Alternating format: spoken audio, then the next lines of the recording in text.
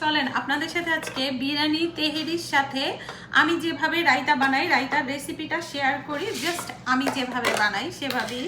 তো প্রথমে আমি এখানে দই নিয়ে নিতে এসেছি। আমার যে পরিমাণের, এটা জাস্ট আন্দাজ করে, কম বেশি হোক যা হোক। তো আমি ইয়োগার্টটা একটু বেশি পরিমাণে নিচ্ছি, মানে হাফ ইয়োগার্ট। আমি সব সময় এই প্লেন ইয়োগার্টটা ব্যবহার করি হোল ক্রিমের।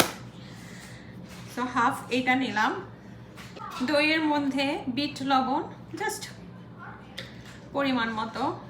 অ্যান্ড এটা আমার মিক্স মশলা, এটা আমার বাসায় বানানোর, মানে মোস্টলি এটা আপনারা বলতে ইউজ করতে পারেন বোরহানি মশলা, বাট এটা আমার স্টাইলে আমার বাসায় বানানো হোমমেড বোরহানি মশলা। তো আপনারা চাইলে প্যাকেটের বোরহানি মশলাটাও, আর ভাজা জিরার গুঁড়া,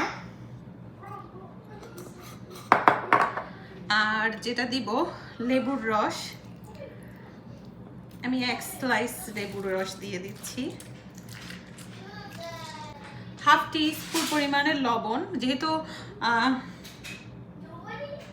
বিট লবণটা দিছি তাই এই লবণটা কম দিছি।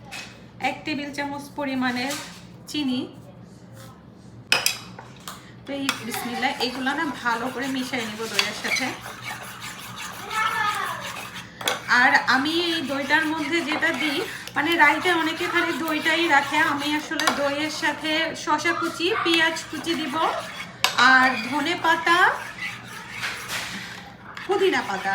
তো আপনারা চাইলে পুদিনা পাতা স্কিপ করতে পারেন, অনেকেই পুদিনা পাতা পছন্দ করে না, বাট আমি পুদিনা পাতাটা পছন্দ করি দেখে পুদিনা পাতাটা দিই। তো এরপরে আমি শসাগুলা দিয়ে দেবো। আমি জানি না আমার পুরো শসা লাগবে কিনা। বিসমিল্লাহ। হাফ শসা মিক্স করে আগে দেখি আমার কি পরিমাণে। আমি পুরাটাই দিয়ে দিচ্ছি।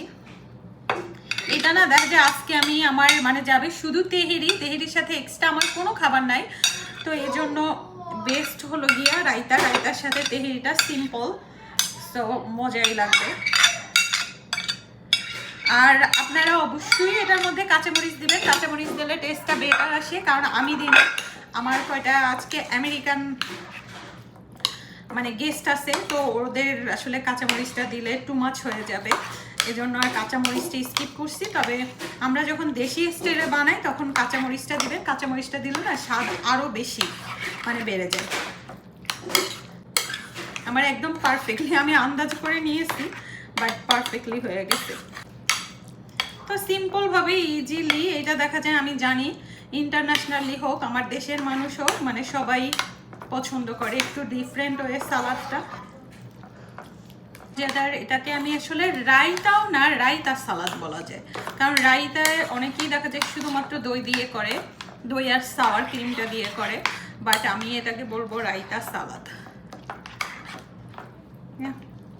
হয়ে গেল মজাদার। আমার একটু খাইয়ে দেখি কেমন হয়েছে টেস্ট। রায়তাটা না বেশ ভালো মজা হয়েছে তেহেরির সাথে বা বিরিয়ানির সাথে। আপনারা ইজিলি নর্মাল সালাদ না রেখে রায়তাটা রাখতে পারেন, আইটেম কম থাকলে বা বেশি থাকলেও ওটা কিন্তু মজা লাগে একটু।